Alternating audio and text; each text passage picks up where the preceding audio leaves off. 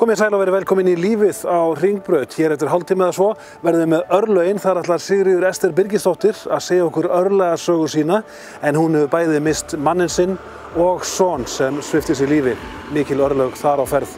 Bókin sem breytti mér hér innan skamms, Ólafur Gunnarsson verður gestur minn þar, og við byrjum hins vegar á Díönu Íris Guðmundsdóttur sem orðin verulega þunguð og verður vonandi léttari í næsta mánuði. Hún fór að kynna sér brjóstagjöf og móðurást. Já, ég komin í móðurást á Laugavegi og Guðrún brjóstagjafa ráðgjafi að taka á móti mér og ætlar að fræða mig þennan heim. Sæl Guðrún og takk fyrir að taka á móti okkur. Sæl, takk fyrir og velkomin. Segðu mér, það eru 2 merki í þessum brjóstagjafa heimi sem eru mjög áberandi og það er Lansino og Medela. Já. Segðu mér aðeins frá þessum merkjum. Medela er svona það fyrsta. Þeir framleiða mjöltavélarnar sem ég leigi út og þeir hafa staðið fyrir rannsóknum og í tengslum við háskóla í Ástralíu sem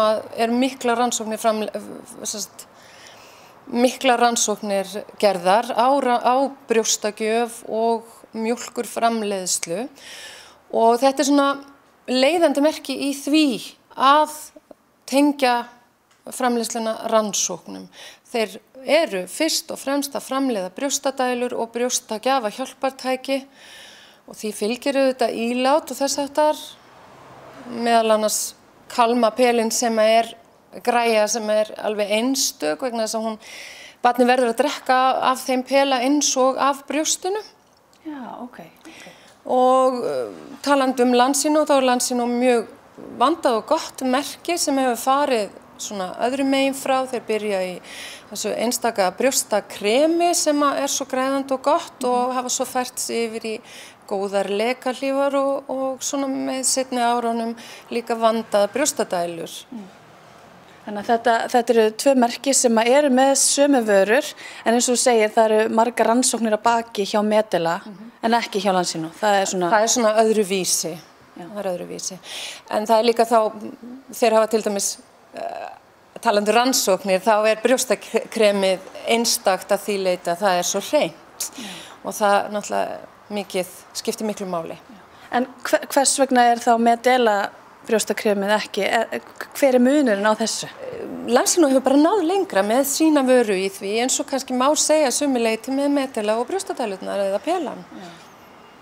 En það greip mig svolítið áðan þegar við vorum að spjalla aðeins áður að varahlutir í þessum merkjum, að ef ég tíni einhverju úr pela eða dælu eða eitthvað svoleiðis, að þá eru þið með varahluti hér inn í bara það sem Medela þeir hafa alltaf passað upp á það að vera ekki að breyta of mikið stærðum og slíku, þannig að það passar allt saman og það hefur verið hægt að fá nánast allt í varahlutum í þetta. Þannig að ef það einhverjir þéttar eða blöðkur eða bara stykki, að þá hægt að fá varahluti. Já. Og það er þetta sérstakt. Já, einmitt, ég hef aldrei heyrt þetta, þess vegna langar mig svo að spyrja betur út í það. Já. En það þá sem sagt, varahluti sem þú átt alla varahluti á lager eða þarft að panta þetta? Yfirleitt á ég allt. Auðvitað geta hluti klárast eða þurft að eitthvað bæta veður en hefur verið til. Já. En þú reynir svona að hafa lager af þessu, af því að það er alltaf einhverjir sem þurfa meira. Já, og það gerast óhöpp. Já. Og ég náttúrulega búin að leigja út Medela Symphony brjóstadæluna eins og á Landspítalanum og fleiri heilbrigðisstofnunum allt land. Alveg síðan hún kom á markað og þar á undan aðra Medela vél, alveg síðan upp úr 90. Já, ok. Og þetta auðvitað bara eitthvað sem bara mjög nauðsynlegt fyrir burar, hjartveik börn, börn með skarð í góm og vör og bara öll börn sem eiga erfitt með að drekka og eins konur sem einhverja hluta vegna hafa þurft að mjólka sig af því að barnið hefur ekki getað farið á brjóst eða þess áttar. Já, alls konar að dæmi til. Alls konar vinklar á því. Já, einmitt. En segðu mig Guðrún, með leiguna á þessum dælum, getur ekki sagt mér bara svona frá A til Ö, bara hvernig ferlið virkar? Jú. mjaltavélarnar eða brjóstadælunar, við köllum það mjaltavélar vegna þess að þetta eru svona spítalavélar. Þetta ekki einhverja svona litlar dælur sem ganga kaupum og sölum. Þær þurfa að vera alveg einangraðar frá hverri einustu konu. Hver kona á sitt eigið sett sem ekki gengur á milli og þær geta leigt vélina á dagsbasis og haft hana meðan þær þurfa á að halda. Lengstu leigur hafa verið yfir ár og það þá gjarnan vegna þess að börn hafa fæðst mjög lítil, niður í 2 merkur og mæðurnar hafa mjólkað sig handaðum og komið þeim til heilsu. En það viðurkennt í dag með því að Landspítalinn kaupir móðurmjólk frá Danmörku til þess að gefa þeim börnum sem ekki eiga kost á mjólk móður sinnar af því það bara hreinlega fækkar spítaladögum og þess háttar. Og vélin sem sagt leigð en konan þarf að kaupa auka hlutina og svo þetta borgað mánaðarlega. Hver leigan á svona tæki? 300 krónur á dag. Já, það ekki meira en það. Nei. En eins og þessi hluti sem við þurfum þá að kaupa sjálf, hvaða hlutir þetta og hvað kosta þeir? Jú, það sem sagt sett, það eiginlega svona komplett allt sem þarf. Við köllum þetta einfalt sett og tvöfalt sett og það miðast við að konan mjólki annað brjóstið í einu eða bæði í einu. Já. Og einfalt sett kostar 3.700. Inni því ein flaska eða peli. Skjöldur sem passar fyrir konuna og við leitumst við að hjálpa konum að finna réttu stærðina vegna þess að það skiptir máli upp á árangur og við höfum stundum heyrt að kona, henni svo vont að mjólka sig, henni svo illt í brjóstinu og þá það gjarnan vegna þess að hún ekki með réttu stærðarskildi og eins getur árangur líka látið á sig standa ef það ekki. Já, þannig að maður sé ekki að geta mjólkað bara yfir höfuð af því að maður með rangt. Já, einmitt. Ekki rétta stærð. Og svo náttúrulega eins og Medela-merkið, það fyrst og fremst brjóstagjafa hjálpartæki.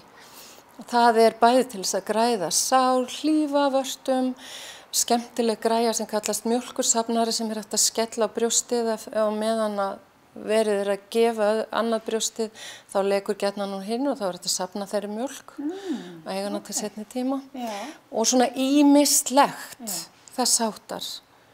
Og svo hef ég sem brjóstagjafaraðgjafi svolítið þróað það að hjálpa konum með mjólkuraukandi jurtir og finnst gott að þær viti af þeim. Fæstar konur þurfa á því að halda.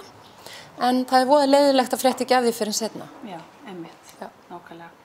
En segðu mér, svo brjóstagjafa púðarnir, að við þurfum að hafa þetta eins þægilegt og hægt en þeir með nokkra tegundir eða hvað þetta? Við erum með 2, svona semi-3 tegundir, en aðalega erum við með Bobbi-púðan sem margverðlaunaður.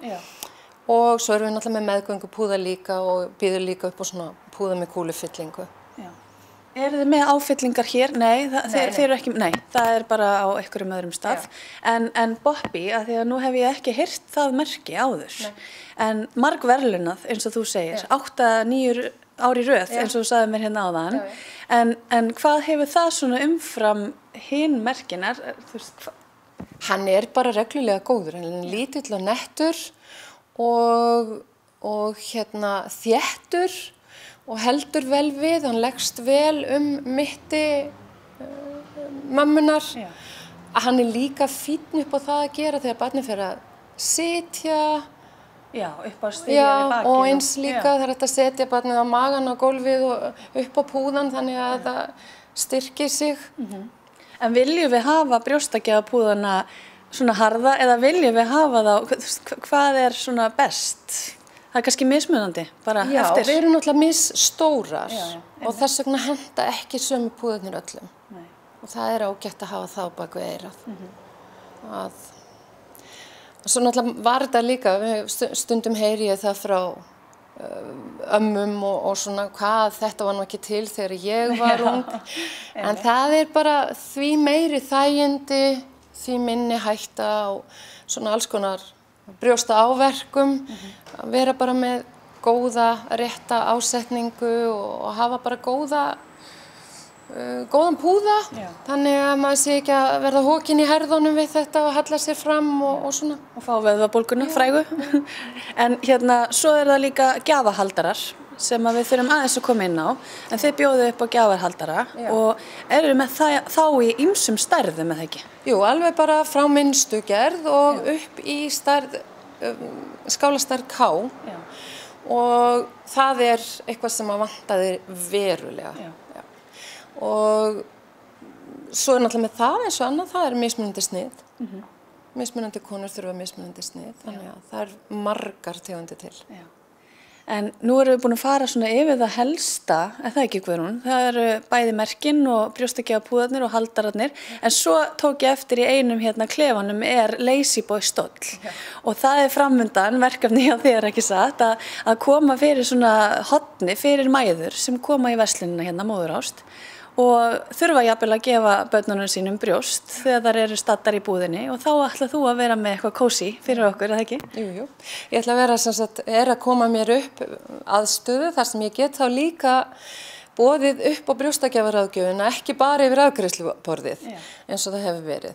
Þannig að það þá hægt að setjast þarna niður, jafnvel mjólkurvikta, því ég leiði líka út mjólkurviktar og gefa glugga í bók og hafa þetta bara notalegt þannig inn í horni hjá mér. Já, nákvæmlega. Það frábært Guðrún, takk innilega fyrir að fræða okkur, áhorfendur og mig sem nú að fara að gefa brjóst bara innan skams og bara takk kærlega fyrir okkur. Takk fyrir.